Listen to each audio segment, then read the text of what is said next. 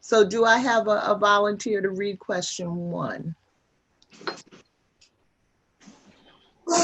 I'd be happy to read it.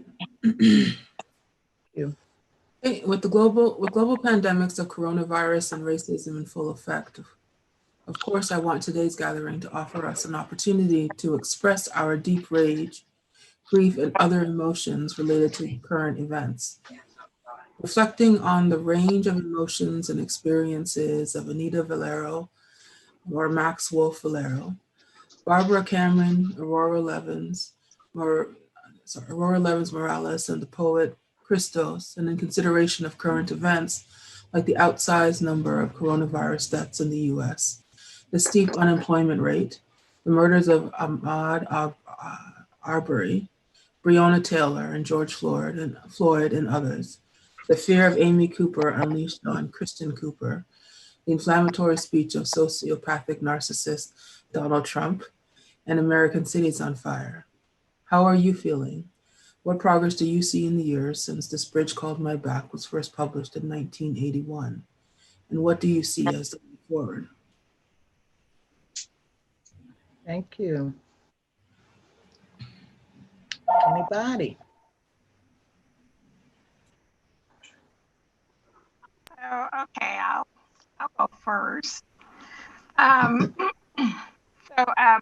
you know, as you noted, Michelle, I am obviously, you know, deeply disturbed thinking about also, you know, James Baldwin's The Fire Next Time, as I've watched all of these relics and symbols of white supremacy, you know, burn really. And so, and then I guess it's a kind of different pain for me knowing that, you know, to just watch a lynching. I don't know a better, not a better grammar, but lynching. He was just lynched. Um, and so, what progress have we made when I'm reading this text? And the text memorializes some of the very issues that we continue to struggle with. So, yeah, I'm just saying that some of the very issues that we're struggling with here, 2020, were memorialized in this text, and you know, and so what's different? Not much. I wish I could be more optimistic, but I can't. Did any of you all watch the video? Because I tried not to watch it, and I think I clicked on something, and I ended up seeing the lynching of George Floyd, and so yeah, so I'm not optimistic at all today about this. Yeah, I watched it. I did not watch it over and over and over again. I didn't even watch the full 8 minutes and 46 seconds. But yeah, I have avoided the replays. Yeah. Thank you. Anybody else? Now, how about have you heard recently? Have you heard recently that the state AG there in Minnesota said that the other 3 will be charged? Has anyone heard that? I did not hear that. Did you hear that today? I did hear that today. I heard that today too. Okay. Mm-hmm. Okay, good. So I mean that ought to. I know it's hard to maintain being optimistic, but this is going to be a slow process. But it's always a slow process. Right. Right. Yeah. I mean, I think it's good to hear that. You know, but I'm not really grooving with this 3rd-degree murder charge for the first guy, Chauvin. What did they charge the other ones with? Well, they haven't charged them yet, but the attorney for the late George Floyd said that he expects them to be charged before he's laid to rest next week. Yeah, They didn't say Benjamin Crump. They didn't say what charges that they were coming forth with, but and you got to remember the third degree charge. They could be upgraded. You know what I mean? Yeah, Crump is trying to get it upgraded to first degree. Mm-hmm. You know, which is harder to prove. But if you can't prove it with a 9-minute video, then nobody ought to get convicted of murder, ever. You know. So, you know, so yeah, so that's good news. Okay, anybody else want to respond to this question? How you feeling? What progress do you see? What do you think is the way forward? Can respond. I just wanted to go ahead, Kim. Thing. You know, given the fact that we're going through this pandemic and people are dying, it just is surprising to me that racism trumps the virus. That police officers and the 1% would overlook anything in terms of people dying to be racist and to look at how to profit from the racist system that we're in. So I find that so disheartening. You would think that racism would take a day off, but it has amped itself up. Yeah. Oh yeah, it's amped up, and it's got Trump, you know, whipping it up. Yeah. The thing that I would say is that the thing that's better is that people are coming together. Like there's, I think that things will get worse before they get better. I think things will definitely get worse. And I don't, if Donald Trump gets reelected, I think the US has changed forever. Like I don't think it can recover. So the thing that's different is that there are actual conversations talking about, like abolition is something that people who would never have considered are actually starting to talk about now. People are actually starting to look at addressing, making permanent changes, like not just smoothing over things, but actually looking at wanting to change the system. The system is being revealed, what I think is the biggest difference. That for more and more people, the systems are being revealed that they have been blinded to. Mm-hmm. Like if something like Amy Cooper, if something like that would not have been nowhere near as, there would not have been outrage, nowhere near as much outrage, even say 5 years ago. Mm-hmm. And you had many white people who clearly saw what she was doing, saw the impact of what she was doing. Even if she doesn't see it, they saw it. Mm-hmm. So that's what's different. The system is being revealed, but I think that permanent change will only really come as a result of more pain that will come, because I think that Donald Trump, he has to fight now to the end. He has no choice now. He can't back down on it. And if he does back down, other racist white people will just step in and do something about it. Like he's obviously talking about starting, I mean, as a kid, I've been hearing about the race war, and it's clear to me that that's what he's aiming for.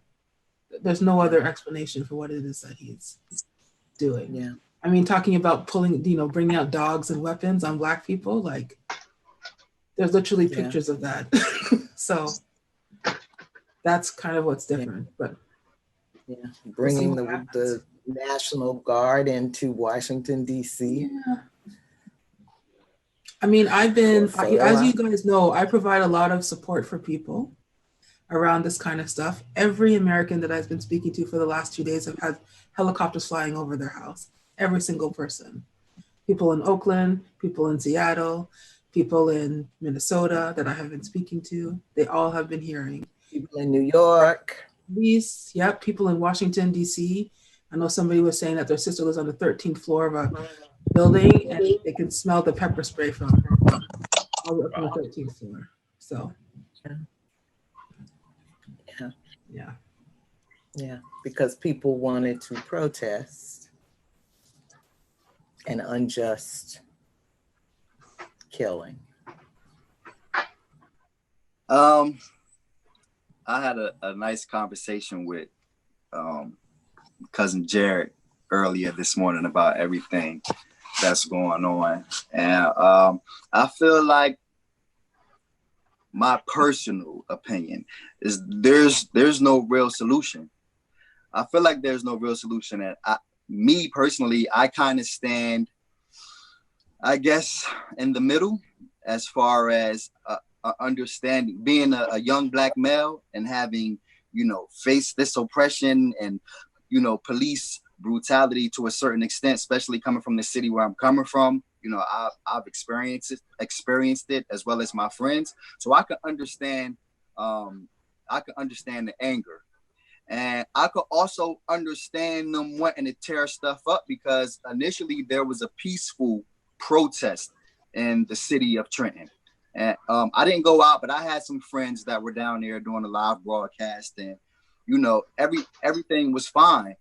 And then as we started to get into the night, things just it took a turn to the left. You know what I mean? And they just followed suit to what was going on in the other cities across the country or whatever. And them tearing stuff up, one part of me feels like, all right, I understand.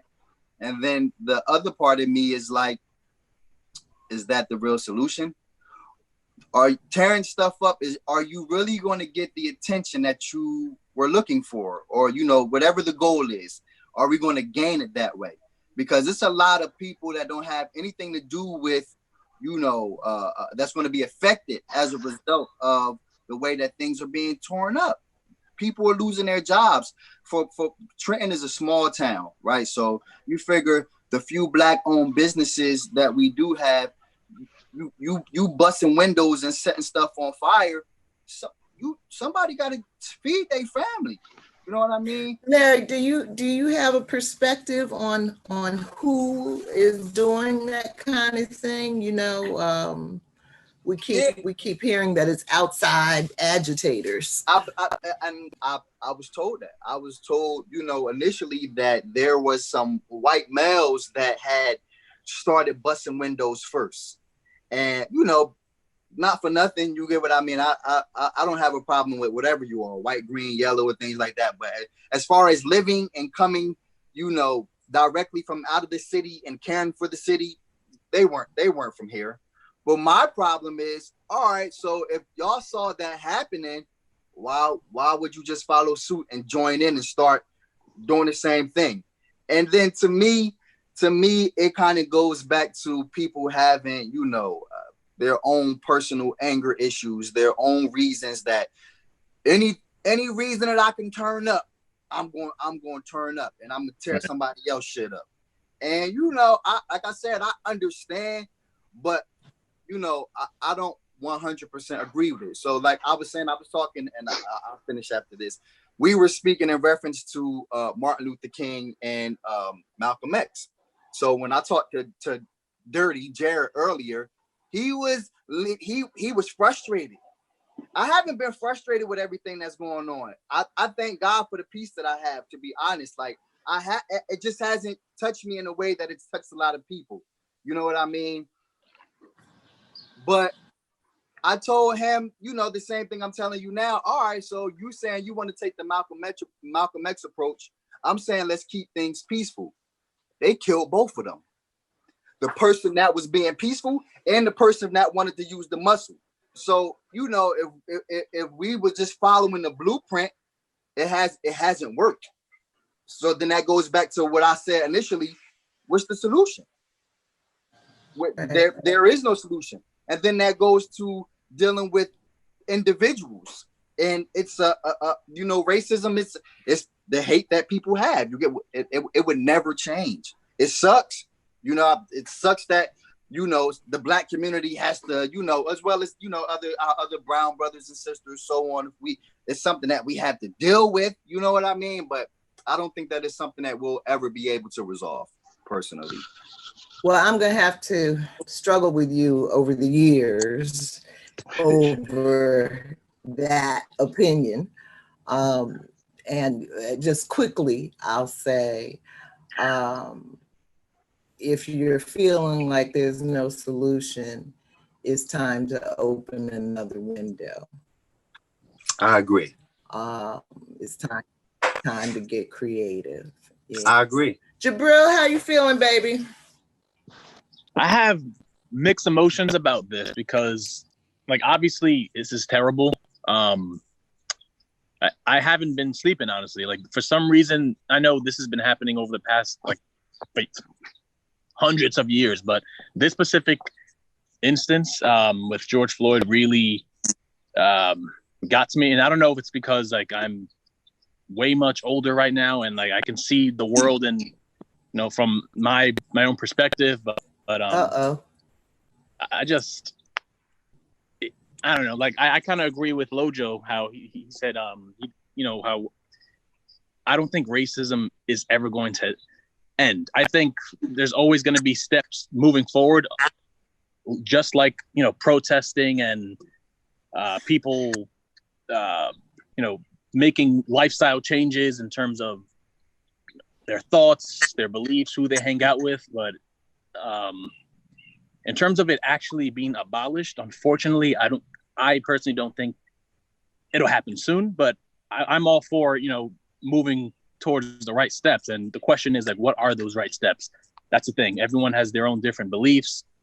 So it's just a huge question right now of, like, what can we all do to all move forward as a country, as people together. So I've been thinking a lot about it, but I'm glad that, you know, these conversations are happening and you gave us the opportunity tonight to talk about it. Yeah, it's a huge clusterfuck for sure. Yeah. Yeah. Anybody else? I feel like it's also a failure of imagination, because capitalism has always been the limit for us as Americans. And so it's not, we don't know how to push. I'm not just going to say Americans, but because I need to center other nations as well, but we're not pushing beyond that limit. And whether we are looking at additional systems, whether we're talking about, you know, I've heard, you know, it ratcheted down and up, you know, from community policing to abolishing, defunding the police. But I do think we're struggling with with the radical imagination. I think it takes radical imagination for us to think through and to process what could be different. For me, it's a shame that I watch corporate media hijack this narrative and begin talking about looting, and you're talking about vandalism and petty theft. And a man was lynched, and a woman was killed, lying in her bed asleep. And a man was running and he's killed. And a boy was killed. And I mean, and I can go on and on and on. And here we are centering corporations and businesses. I'm so enraged because I watch these people, again, a failure of imagination. They're out cleaning up, you know, the so-called mess that the vandals made, but yet homeless people can live in squalor and filth. Children, where is the idea that human life, that there's sanctity, the sanctity of human life?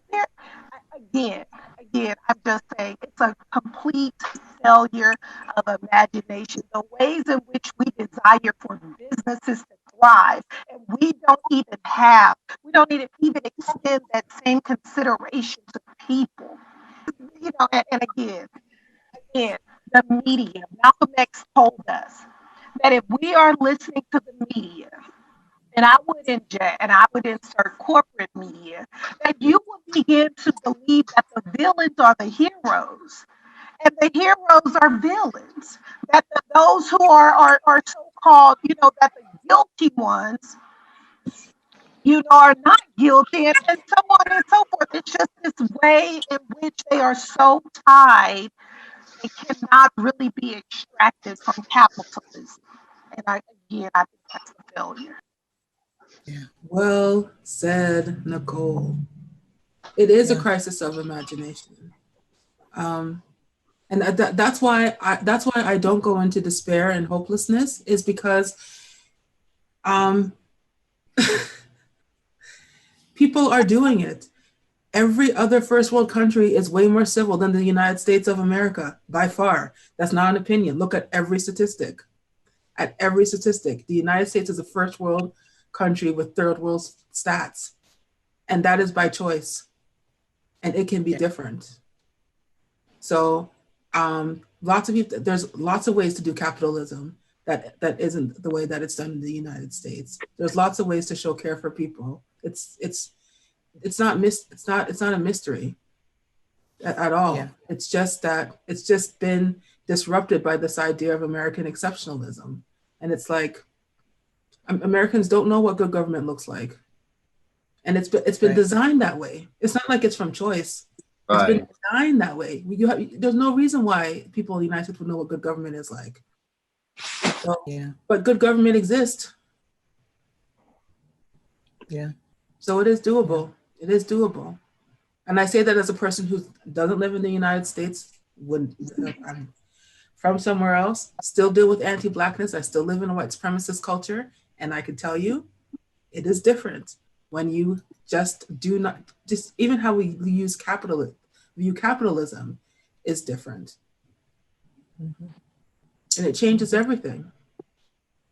So it's doable.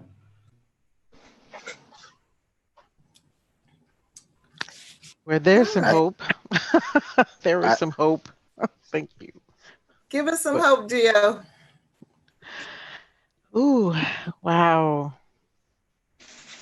I don't know if I can beat what Leonie said. The hope, somewhere somebody knows how to do it right. Now, how to transplant that program here requires what? Tearing down the strongholds that already exist. But I think I'm coming back to that picture you posted, Michelle, of all those white women linking arms in front of those Black protesters. That's what it takes.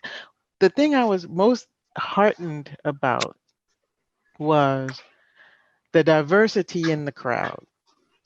Now, there are reasons for being there, many, right? Because everybody's been put under pressure and they want to, release it. But listening to, the tweets and the posts, and then listening to people who are my son's age of the different races, they get it. They do get it. They understand. But feel kind of powerless to change the system because, when you think you're doing well, right? You're following the rules, you're making some progress. They switch the game on you, right? So what do you do when you're attacked by a biological weapon and then they use it to cover for stealing the wealth of the masses and blame it on you or some other country? Okay, but what are you doing to protect us? It always comes back to, well, people elected you. What are you doing to protect us? And the conversations I'm hearing from my white neighbors, from people in line at stores, at the armory store, are that now they feel like, well, what in the hell is this crazy ass dude talking about? He's bringing the army in on us.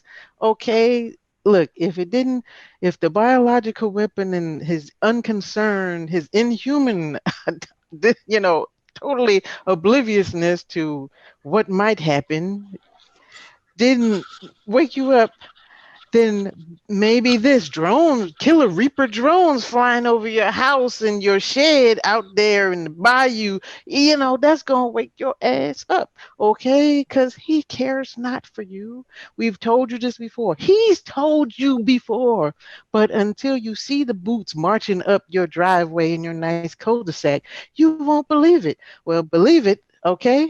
I think I was saying, we have to be a community, and a community is not just, you're a separate little clique over here who is, the far left, whatever that is, and the far, far right, whatever that is. It's human beings on the planet until you realize, look, it does not matter what you really, your little idiosyncrasies. Build your schools up. Right. Keep the money in your community. Nothing happens unless you make these people do it. You got to make them do it. Hey, we tried to be nice. We tried to be Christian about it. But now we're going to have to do something else and make you long for the gospel singing. Oh, someday over that mountain, we's going to make it together. Okay? So that's yeah, so we're I'm done. under a lot of pressure as Americans. I mean, this coronavirus, is taking us out quickly. The 40 million people out of work. There's a lot. I was listening to Jelani Cobb today, speaking on Frontline, and one of the points he was making was that if so many people weren't unemployed right now, they might have missed the news about George Floyd and everything else going on in the world, and we wouldn't see the kinds of crowds that we're seeing. But Donald Trump didn't have no PPE. He didn't have no time to respond to the coronavirus. He said it was a joke.